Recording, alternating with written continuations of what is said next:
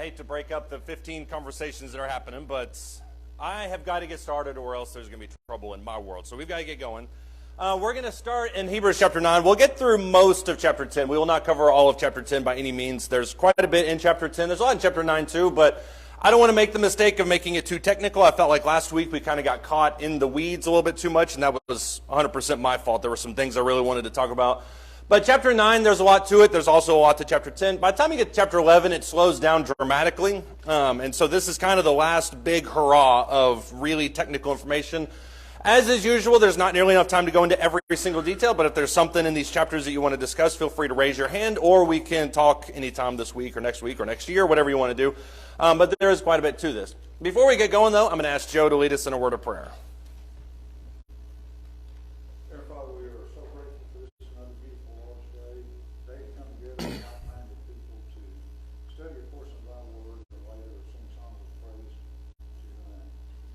Pray that you will dismiss the worldly thoughts from our minds so that we can concentrate on the purpose of being here. Be with us throughout this class that we can attune our minds to what Brady has to say. Pray that he will say them in such a way that we can understand them and make necessary applications to our lives. Be with us throughout this service that we can conduct ourselves in a manner well pleasing unto you. In Christ's name we pray. Amen. Thank you. We don't have time to go all the way, obviously, through chapter 8, and that's not really the focus of this class anyways, but just to kind of sum up, what had I told you it would happen all quarter. What had the Hebrew writer said in Hebrews chapter 8? I don't know if anybody cares about that but me, but it's a sticking point for me at least. What is the argument the Hebrew writer is making in chapter 8? Yeah, Curtis? Yeah, our high priest understands us. What makes you say that that's the point of it?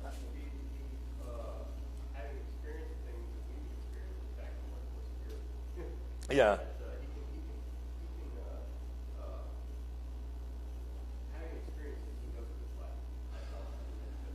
That's true. I mean, I think you're thinking of, I can't remember if it's in chapter 7 or maybe it's in chapter 2, but he talks about how he learned obedience to the things that he suffered. That may be it may be in chapter 8 for all I know. My mind's just kind of a little bit fuzzy this morning, but you're right. He talks about how he learned experience through the things that he suffered. So there is that association that he has with us. What else is he talking about in chapter 8? There's a few key items that he's drawing towards, and then he'll kind of explode it in chapters 9 and 10 a little bit more. Go ahead, Ken.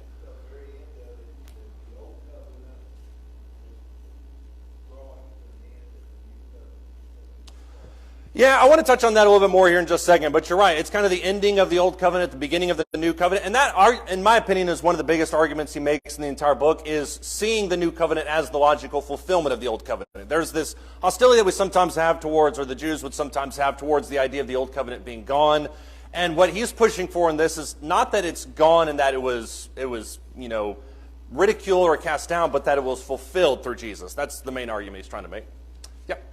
Lee, did you have something? Or Ken, did you have something else?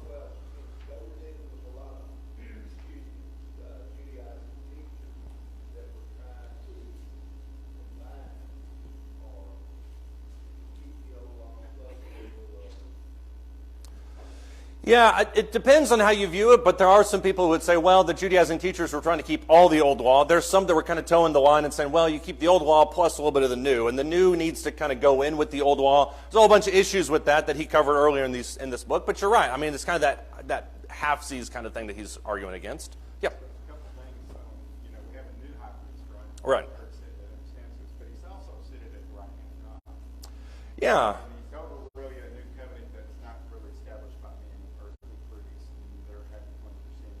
Right. Right. Exactly. It talks about the new high priest, and that's something he's going to discuss in more detail in chapter 9, and especially there a little bit in chapter 10. But you're right. That is kind of the fulfillment of what he's talking about. Yeah. Also in contrast to the priests that they're coming out of in the Old Testament, he's once for all. Right. And he doesn't have to be replaced. He will endure. Right. Whereas all the men that were appointed as high priests under the old law eventually died. Yeah. Yeah, even if you escape the politicization, if that's the right word for it, of the high priesthood, where people were kind of buying the offices and were kind of doing it in tandem with the Roman government. Even if you take away that aspect of it, there were significant issues with just the priesthood in general, and that first one that you talked about is the fact that they're not eternal by nature. So that kind of goes in with the whole idea of Melchizedek. If you look at chapter 7, that's kind of the thrust of that chapter. He begins that conversation in chapter 5, puts a pin in it, picks it back up in chapter 7, but that's one of the bigger issues. If you look at verse, I can't remember what it is. If you look at one of these verses, maybe it's not ever, maybe I'm just making it up on my mind. There are some places where he talks about it being a better covenant. In which way is it a better covenant? The covenant under Jesus. What's that? Is it verse 6? Okay. Chapter 8 and verse 6? Okay. Joe would never steer me wrong, so he says it's in chapter 8 and verse 6. In what way is it a better covenant under Jesus?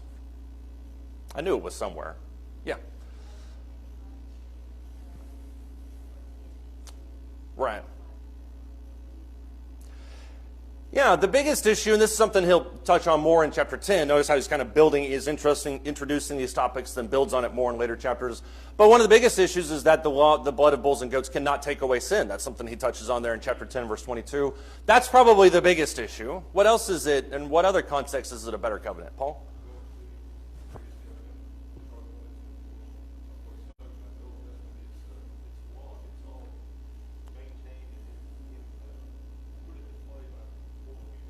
Right.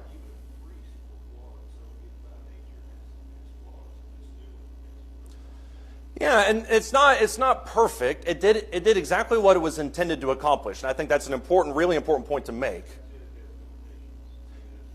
Yeah, I mean, chapter 9 would use the phrase weaknesses, which I don't have a problem with, or you can even say chapter 10 uses the phrase weaknesses, which I don't have an issue with, but that's different than them saying that it was useless. And I think that's the accusation some people have against Paul and the apostles. They say, well, they're arguing that the old law is useless. They're not arguing that. They're arguing that it has limitations, as you mentioned. Yeah. Colin? Right. It's not just Jewish-centric. Right. And that kind of goes more into, if you look at what he says there in chapter 8, especially there in verse 8, we kind of shot through this last week. But if you look at verses 8 through 12, there's not an emotional construct to the law of Jesus, but I think it's more, I guess, personable, if you can talk about that. Well, he talks about it in verse 10, that I will write them on their hearts, the law will be on their hearts, I will be their God, they will be my people. There's an intimacy to the new law that the old law just didn't have. It was very much inscribed within distance, and this kind of raw, rule, law-abiding type of thing. So there's an inherent supremacy to the new law that the old law just can't touch. When you look at verse 13, he makes the argument, this is what was mentioned earlier, when he said a new covenant, he has made the first obsolete, but whatever is becoming obsolete and growing old is ready to disappear. What does he mean by that verse, chapter 8 and verse 13?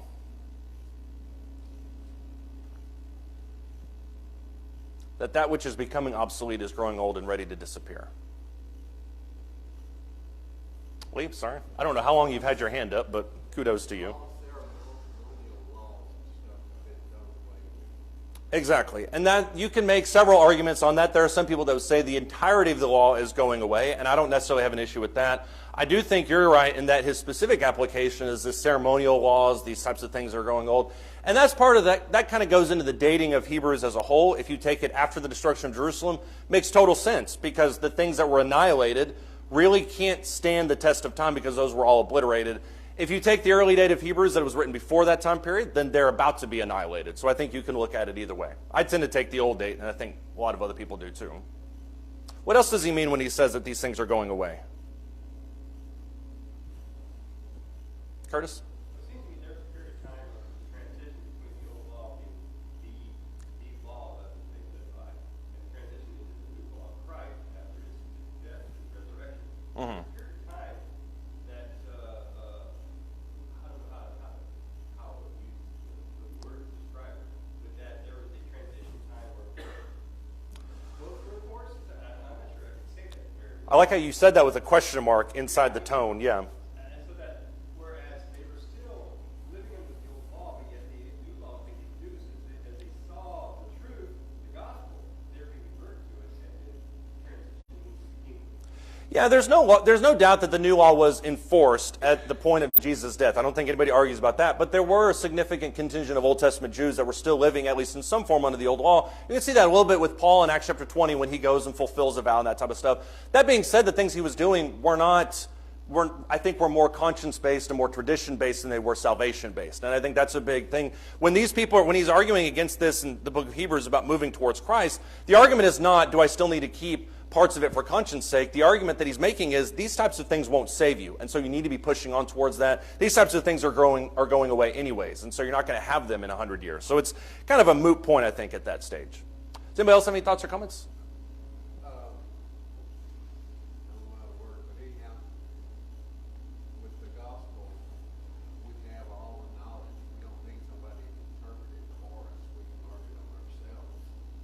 Well, that puts me out of a job, but yeah, but no, you're exactly right. I mean, any one of us has the ability to look into the Bible and see it and study it for ourselves. To be fair, they did to a certain extent under the old law as well.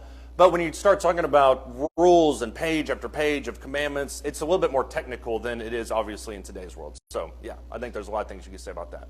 For reference, if you want to know more about this idea in verse 13, you can look back to Jeremiah chapter 31. There's a whole big debate that centers around this verse and how Jeremiah 31 uses it. We don't have time to get into that today. Let's get into chapter 9, though, because I think this is where obviously the argument continues. He says, now even the first covenant had regulations of divine worship in the earthly sanctuary. For there was a tabernacle prepared, the outer one, in which were the lampstand, the table, and the sacred bread. This is called the holy place. Behind the second veil there was a tabernacle, which is called the Holy of Holies, having a golden altar of incense, and the ark of the covenant covered on all sides with gold, in which was a golden jar holding the manna, Aaron's rod which budded, and the tables of the covenant. And above it were the cherubim of glory overshadowing the mercy seat. But of these things we cannot now speak in detail. Let's leave the last part of verse 5 out of this discussion. What does he say in chapter 9, verses 1 through 5a? Or 5.5, whatever you want to call that. What is he doing in those verses?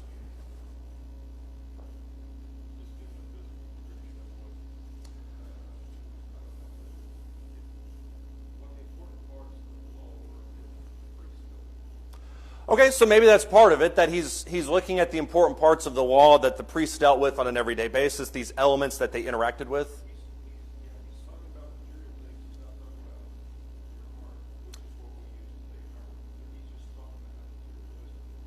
That's true. Why is he, and I guess the counter or the follow-up question to that is why is he giving an inventory list of the things inside the temple and the tabernacle? Because the tabernacle was a truncated version of the temple. It was in less glorious, temporary based.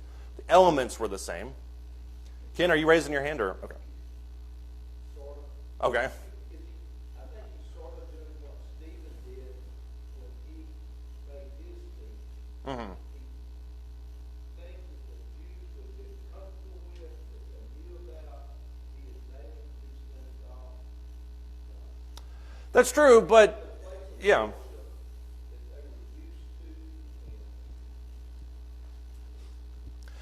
It's a narrative technique that's not just unique to the Hebrew writer. I mean, you're right. Stephen does do it. He gives them things they already know to illustrate a point. He's not just giving them a history in Acts chapter 7 and just say, hey, by the way, in case you forgot, second grade social studies, this is what happened to you when you were a kid. This is moving towards a point that he's making. So you're right in that one. Debbie, did you have something?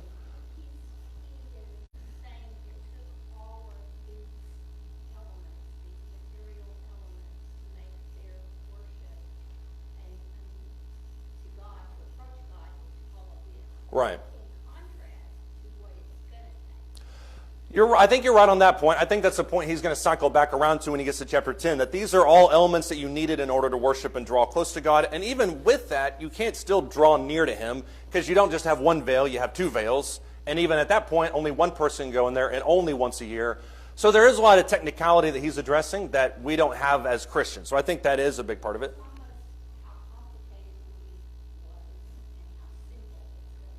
Yeah, which anyone worth their salt would look at that and say, well, of course I'd follow the more simplistic version. The reason they're not is because of their attachment to the old law. I think you're right on with that.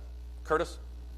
Back in chapter 8, the writer was talking about how Moses, well, in verses 4 and 5. Now, if you were on there talking about Jesus, he would not be a priest at all, seeing there are those who offer gifts according to the law, who serve that which is a copy and a shadow of the heavenly things.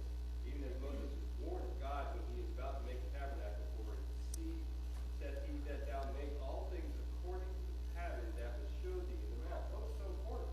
Everything about the old law and the tabernacle and the gap was according to a pattern because it was indicative, it was a shadow or a type. Right. What was to come, like the real, true heaven. And so that's why it's so Yeah.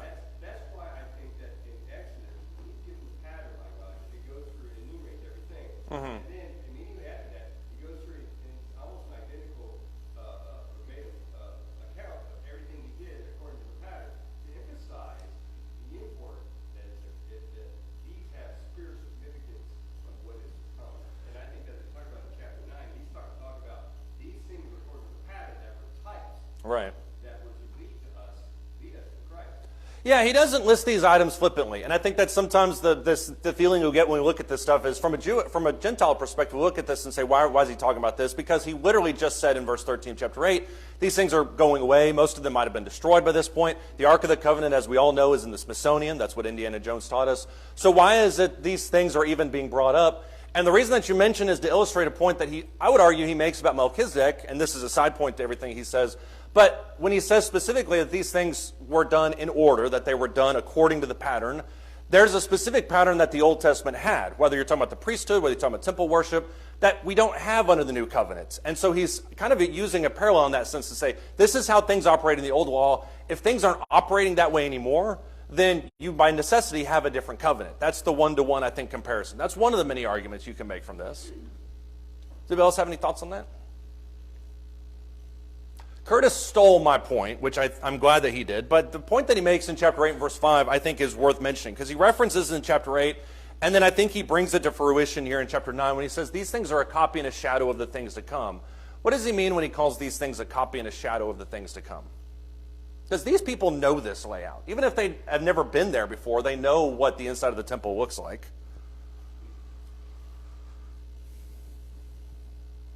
What does it mean when he calls these things a copy and a shadow?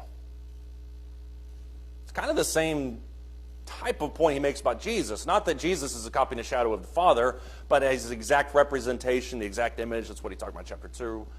Why does he say these things are a copy and a shadow of the things to come?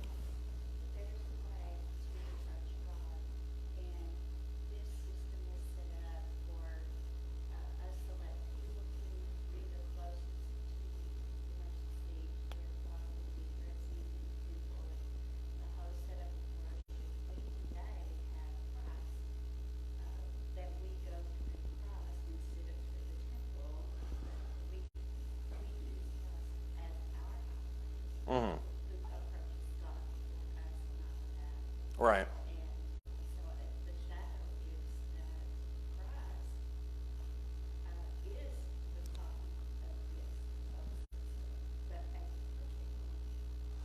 Or, and this is just a counterpoint, you could argue that it's the opposite, that those things were a copy, the Old Testament things were a copy of what the true thing is, which is Jesus and his law and that type of stuff. But your point remains arguably the same, which is that what you see in the temple is just a representation or a copy of what actually is. So with that being said, why did they have all these things? I mean, when you look at the instruments of the temple, there's all these different things. You've got the bronze wash basin, you've got the altar of incense, you've got the showbread, and then he goes into the Ark of the Covenant itself where it talks about Aaron's rod that budded inside of it. Why do you have all these different elements? And what is the purpose of that for Gentiles, if you will?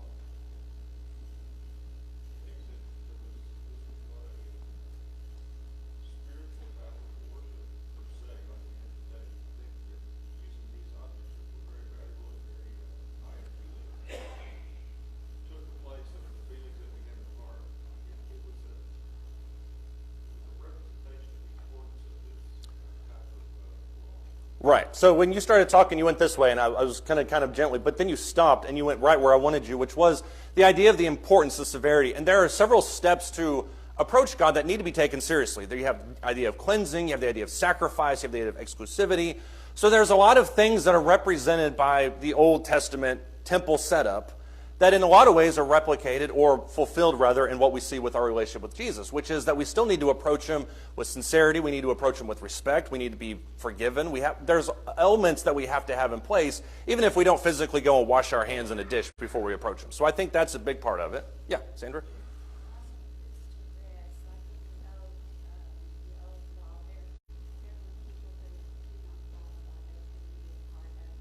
Right.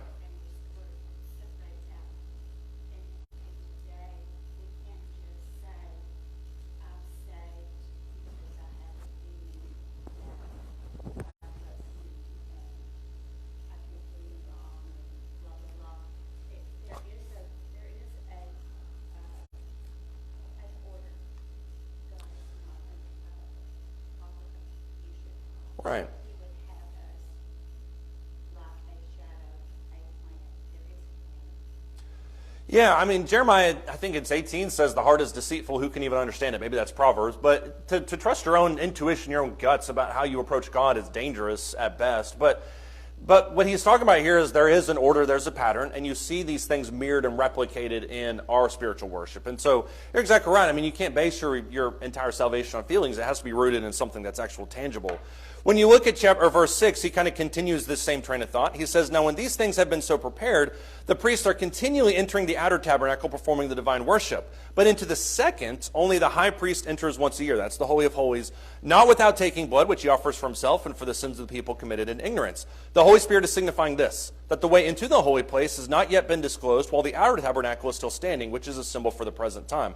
Accordingly, both gifts and sacrifices are offered, which cannot make the worshiper perfect in conscience, since they relate only to food and drink and various washings, regulations for the body imposed until a time of reformation. There's a lot of words there, but what does he mean in verses 6 through 10?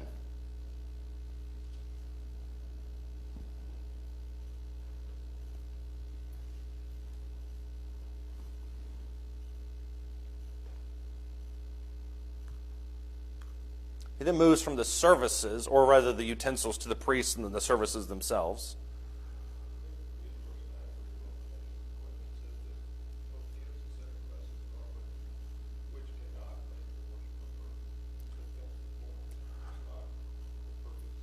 Right. And if you remember, when you look at the way that the priests, and especially the Jews, looked at this system, they looked at it as being several steps of importance, of necessity. There's no way you can get to that level without taking other steps there. But even as intricate as that system was, and all those layers on top of layers, it couldn't actually cleanse your conscience. It couldn't actually forgive you. Why was that?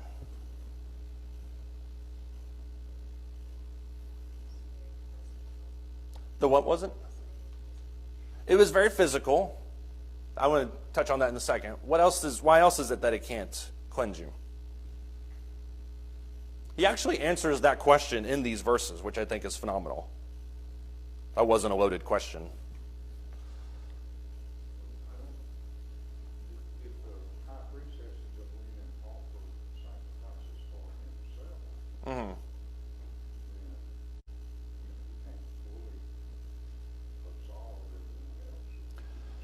Yeah, the Jewish system was about as intricate as it could be. It was about as perfect as it possibly could be, but it can't fulfill the ultimate promise, which is eternal salvation, because it is very physical, as Sandra mentioned.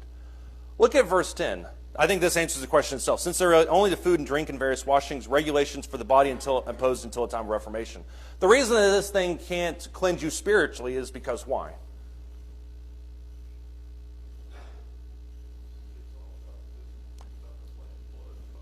Exactly. It only deals with the physical, and you can't have spiritual sanctification through physical means. You can't do that type of comparison. So if you want spiritual sanctification, if you want spiritual cleanliness, if you want spiritual forgiveness, you need to have a mechanism that is spiritual in nature. You can't have something that is physical in nature. Yeah, Dan? I think it kind of goes back to the verse 6, I believe, where it talks about they carry out their ritual duties. Mm-hmm. For them, it's just a ritual. It doesn't mean that much. It's just something they're tasked to do, so they do it. It's like mowing the grass or whatever else. They're not, Mowing the grass is a ritualistic duty. I see that one, yeah. they're not really that involved. It doesn't mean that much to them except just to carry out their task. Whereas if it meant something to them, they were more involved, then it would mean something to them. If it's their sins, if it was their sacrifices, then possibly they would think more about it. I agree with you to a certain point in that these things are just basically physical and they're just kind of carrying them out. But to say it didn't mean anything to them, I think might be selling some of them short, because it is their job. It's what they love. It's what they do. It is a ritual, but that doesn't mean that they entered into it without any sense of understanding or conscience or love for it. But I agree with you in the sense of the fact that it was probably an obligation more than anything else. Yeah, John? Which one? Mine or Dad's? Uh-huh. That's exactly right. I mean, when we come into worship, we can have a very ritualistic mindset to what we do. Okay, I sang my songs, I listened to Brady for 80 minutes or whatever the sermon's going to be today, and so I've listened to that long. I took the Lord's Supper, and what we do with that is we say check, check, check, check, check. when in reality there's no spiritual cleansing happening. And so the investment in worship is not only good, it's vital to our success as a spiritual person. So I do agree with that. You're both wearing yellow, and that matches up with how well y'all worked in tandem on that class, on that point. Ray, whenever,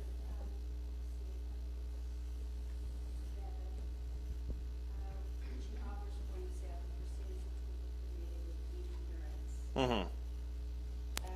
It reminded me of Job, where Job in the beginning would offer burnt offerings early in the morning. Right. And perhaps my sons have sinned and cursed God in their hearts. Thus Job did continually. But they, I guess the idea was that they were just forever continually. Verse 6 says they are continually doing this physical thing in hopes Yeah.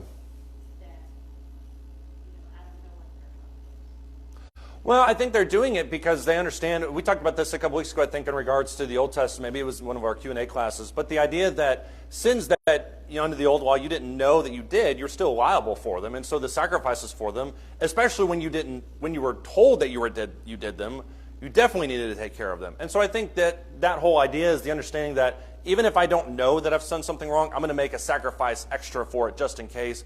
It once again speaks to that idea of what they were talking about, which is that ritualistic nature of the law. That being said, you see something similar in the New Testament when it talks about in Romans chapter 8, about how when we pray, the Spirit intercedes for us with groanings that are too deep for words. I recognize that there is at least somewhat of a distance between my understanding of my spirituality and God's understanding of my spirituality. I may think that I'm here, and I pray to God on that level. God's like, you're actually way back here. And so there can be a gulf between that. The point, though, is that you're constantly trying to push and closer towards Him. And I would argue that's the whole point of what he's saying here. We don't have to get to this. We will not get to this today. But if you jump forward to Hebrews chapter 10, verse 19, this is the culmination of every argument he's made for the last 6 chapters when he says, since we have confidence into the holy place, since we have a great priest, let us draw near with a sincere heart and full assurance of faith. In short, what he's saying there is since you already know that these things are accessible to us, why would we not push forward to them since we don't have that distance anymore? So I think that's his ultimate argument. Anybody else have any thoughts or comments? He hits these points here in the first 10 verses, and then he pivots a little bit to talk about Jesus. Look at verse 11. He says, but when Christ, and this is the counterpoint, what he's saying now to what he's just said in the first 10 verses. He says, when Christ appeared as a high priest of the good things to come, he entered through the greater and more perfect tabernacle, not made with hands, that is to say, not of this creation, and not through the blood of goats and calves, but through his own blood. He entered the holy place once for all, having obtained eternal redemption. For if the blood of goats and bulls and the ashes of a heifer, sprinkling those who have been defiled, sanctify for the cleansing of the flesh, that's the exact same argument he made in verse 10, how much more will the blood of Christ, who through the eternal Spirit offered himself without blemish to God, cleanse your conscience from dead works to serve the living God? For this reason, verse 15, he is the mediator of a new covenant, so that since a death has taken place for the redemption of the transgressions that were committed under the first covenant, those who have been called may receive the promise of the eternal inheritance. For where a covenant is, there must of necessity be the death of the one who made it. For a covenant is valid only when men are dead, for it is never enforced while the one who made it lives. Therefore, even the first covenant was not inaugurated without blood. For when every commandment had been spoken by Moses to all the people according to the law, he took the blood of the calves and the goats with water and scarlet wool and hyssop and sprinkled both the book itself and all the people, saying, this is the blood of the covenant which God commanded you. In the same way, he sprinkled both the tabernacle and all the vessels of the ministry with the blood. And according to the law, one may almost say, all things are cleansed with blood. And without shedding of blood, there is no forgiveness. Once again, there's a lot of verses, and I know it's dangerous in Hebrews to read more than 2 or 3 at a time without stopping, because there's just so much there. But this whole section here in verses 11 down to verse 22 answers the question that we asked at the beginning of this whole quarter, which is, why did Jesus have to die? Why is it that Jesus had to die? And the answers I would argue we're going to give today are a little bit different than what we gave in the first couple weeks. But why did Jesus have to die on the cross?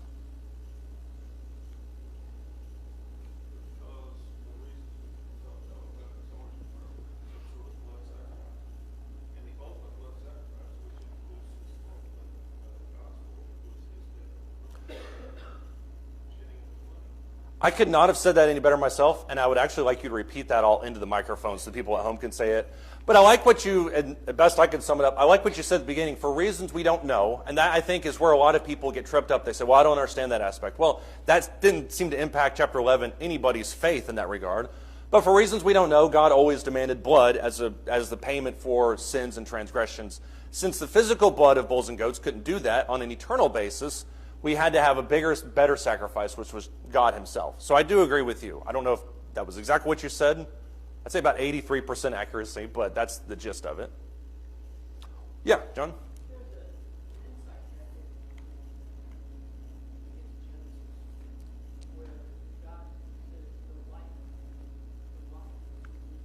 Right. Mm-hmm.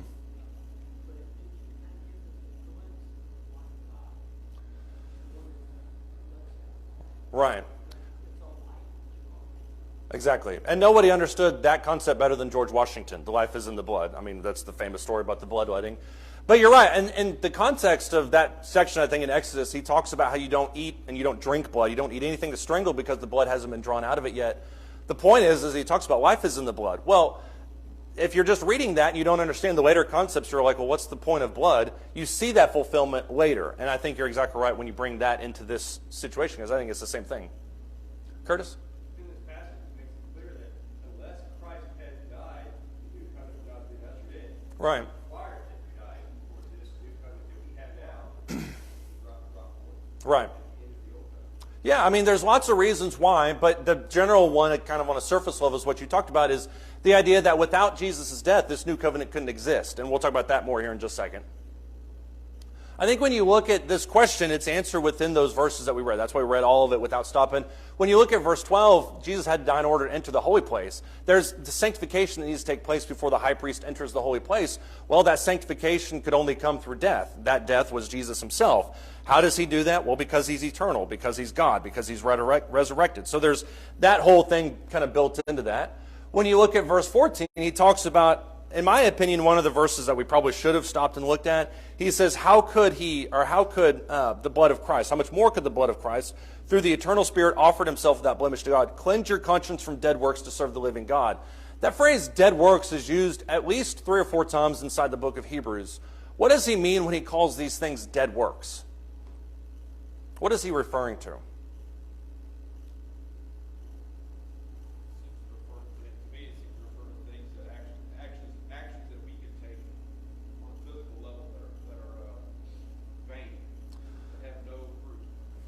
I think you're exactly right. I think there's a couple, ironically, no pun intended, there's a couple branches you could take off of that. But I do think that you're right when you say that the actions that he's referring to are things that bear no fruit whatsoever. They're useless things, which goes along with Luke chapter 7, you shall know them by their fruits. Bearing fruit is a component of Christianity, of my walk with Jesus. What else does he mean here? Yep.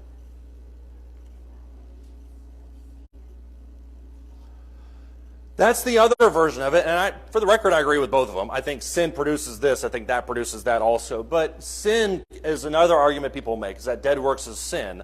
I don't think this is one of those squares and rectangles comparison. I think it is that. I don't think it's only that. But I do think sin is a part of it as well. Yeah. What it means that those works that were required of God is that they didn't produce the fruit of salvation, everlasting salvation. Right. Whereas the works of the new covenant do. When I say the works, faith doesn't work. And what we do is evidence of our faith. And those things which do lead to life, the things that require the old law, they and them of themselves did not lead to salvation, everlasting life. It's just shown here, the blood of the Holy Ghost. It could not cover the sins of them. Right. So now we've hit the trifecta, if you will, because we have sins in one category, which I totally agree with. Things that in a general sense just don't really produce any kind of fruit, which I think is part of it too. And what you're talking about is the works of the law, which also don't really produce any long-lasting thing. Whatever you take it to be, I think all three answers are absolutely correct in that there's a temporality to the things that we do, whether because they're sin-based, whether because they don't produce fruit, or whatever it may be. But those things that we have are gone. Here's the million-dollar question, though. How is it that the blood of Christ cleanses our conscience from those things? Once you identify what the dead works could be, how does the blood of Christ cleanse your conscience from doing those things? And you don't have to hit all three if you don't want to. That's fine with me. Maybe it's because this gives us an evidence with God, so we can approach God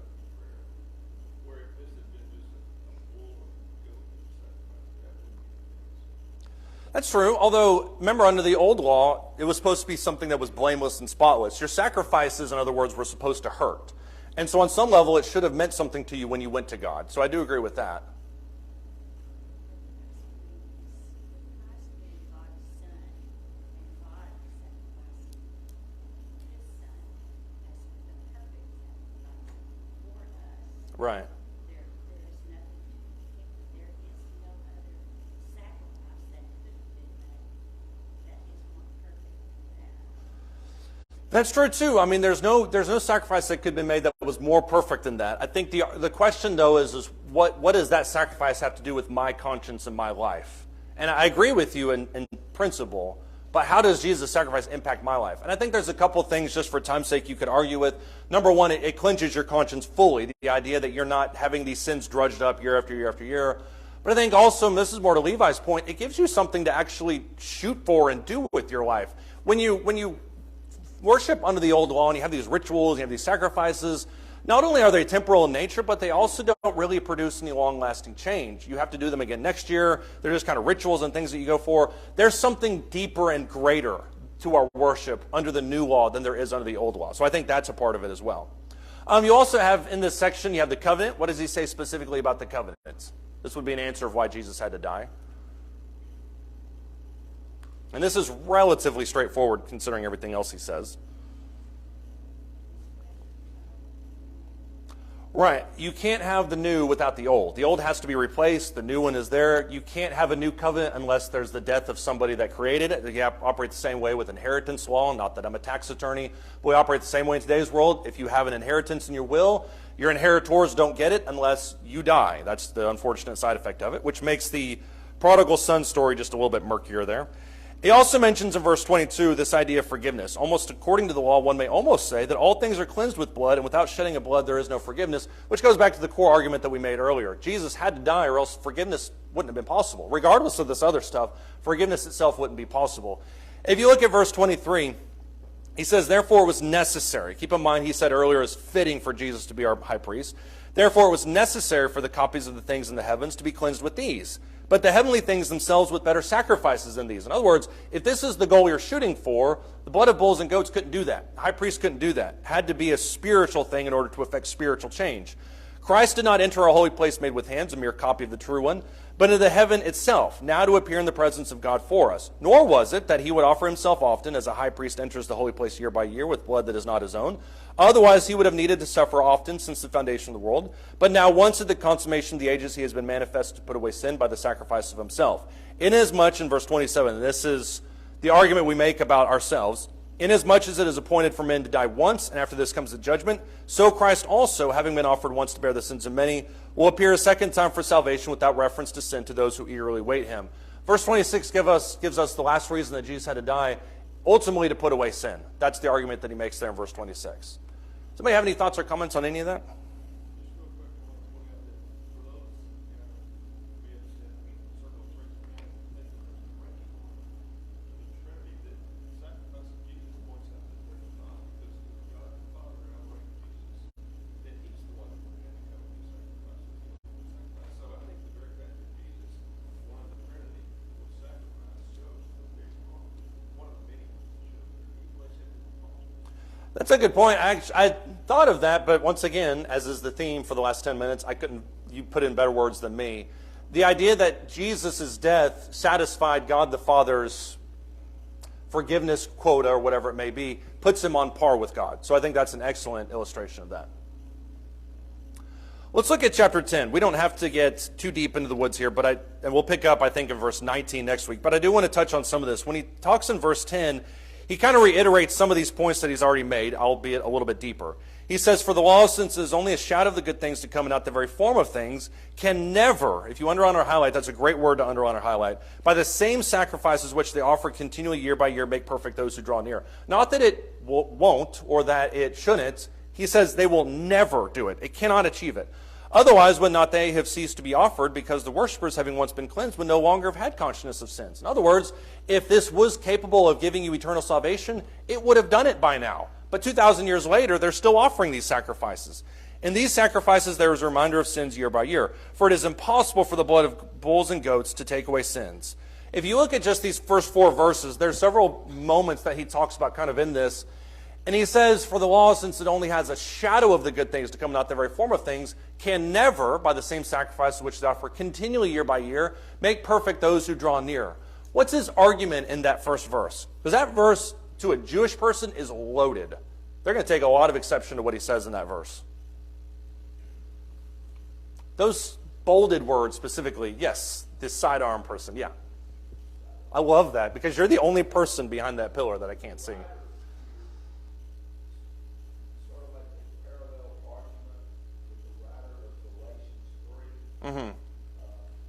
That the reason that the law was there was Abraham had a promise, and the law was there to keep the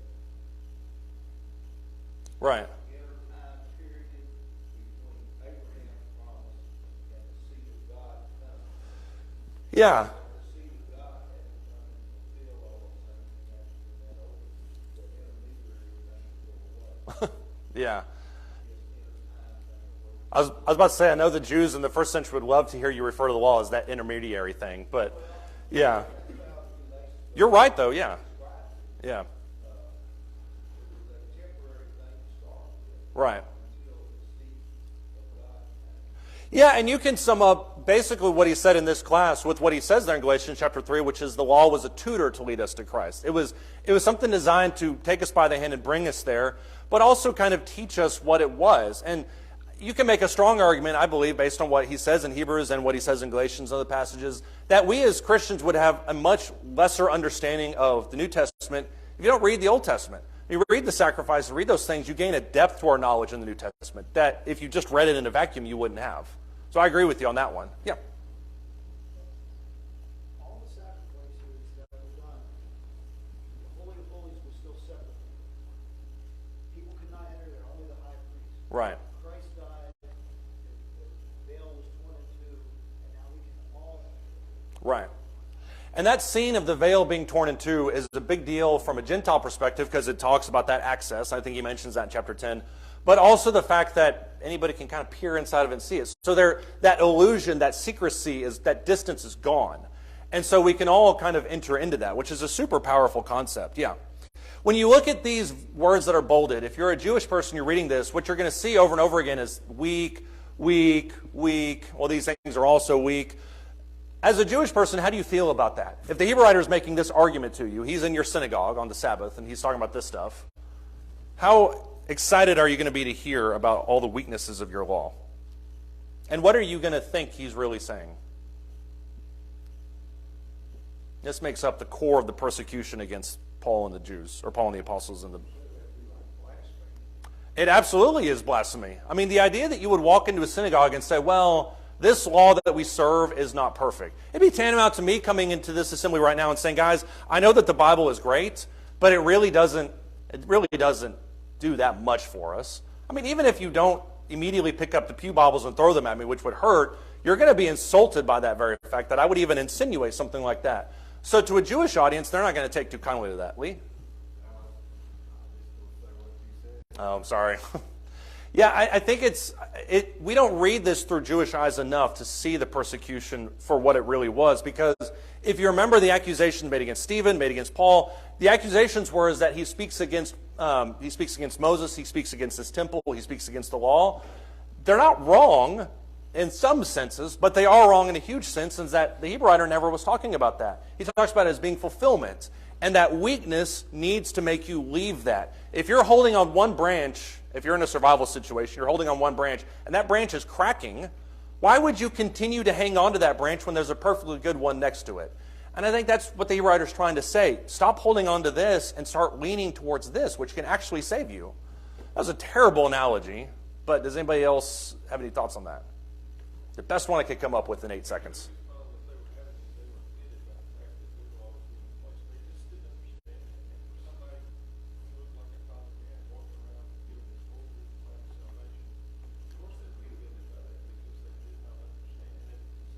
Right. Right. Yeah. Yeah, how dare you say that we don't have access when this, as you put it, this common fisherman is walking around saying he's the answer to everything? That doesn't jive with me, because after all, look at who we are and what we're a part of. You're right, yeah. How did we both make, yeah, he's a carpenter's son, not a fisherman. You're exactly right on that. This point, when you get to, I would argue, chapter 10, verse 4, that's where he kind of pumps the brakes on the deep theological material, because everything that he says in verse 1, he has stated and talked about fully in the previous chapters. So previous 9 chapters, he has dealt with all of these kind of, to their extent, as much as he needs to in this sermon.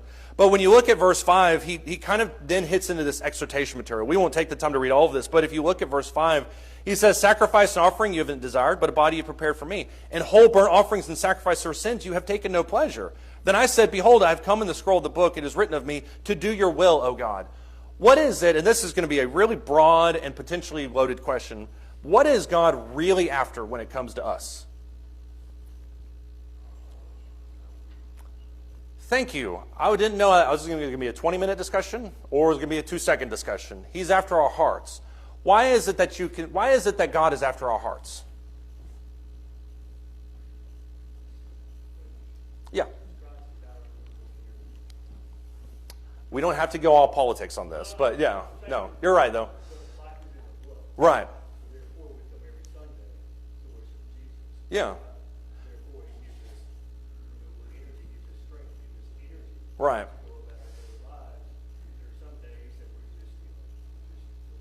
Yeah.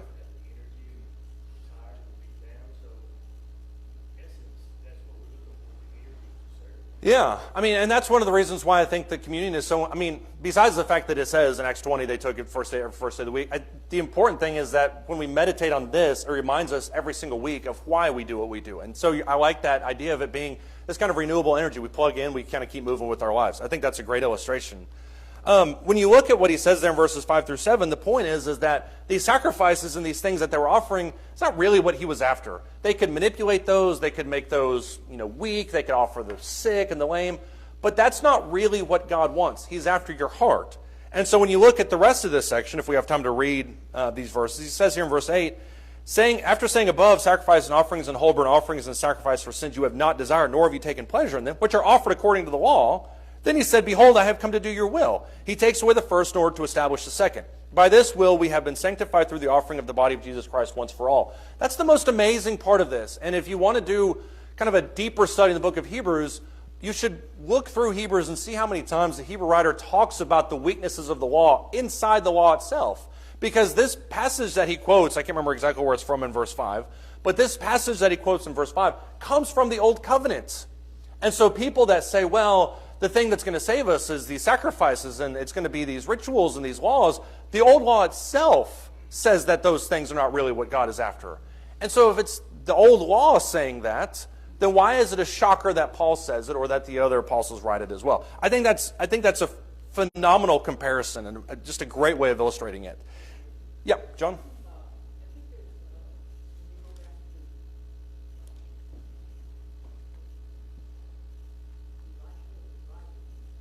Don't get it wrong. Whatever you do, do not mess that up. Yeah.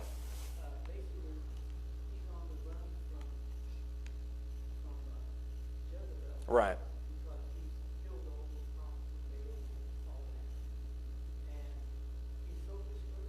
Right.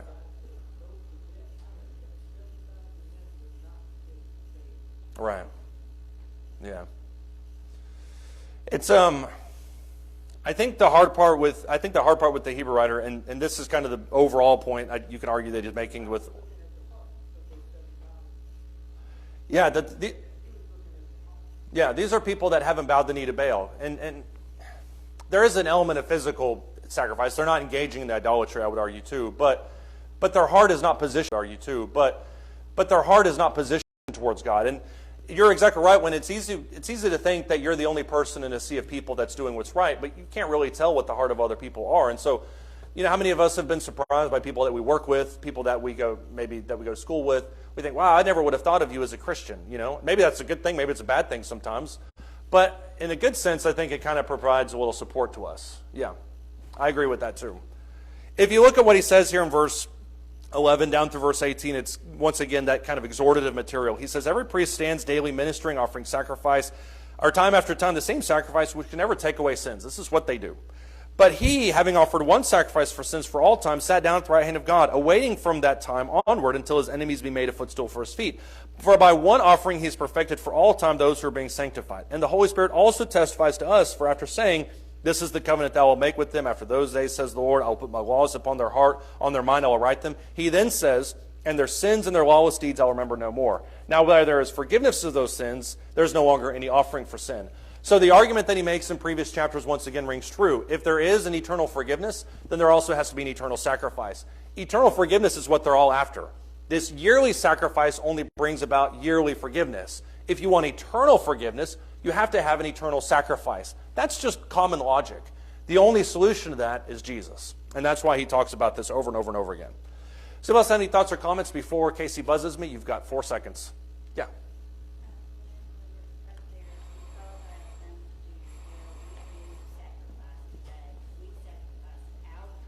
Right. Right. Exactly. We sacrifice what we do in order to follow what he says. Yep. That's exactly right. All right. Thank you, everybody. We'll pick up with chapter 10 next week.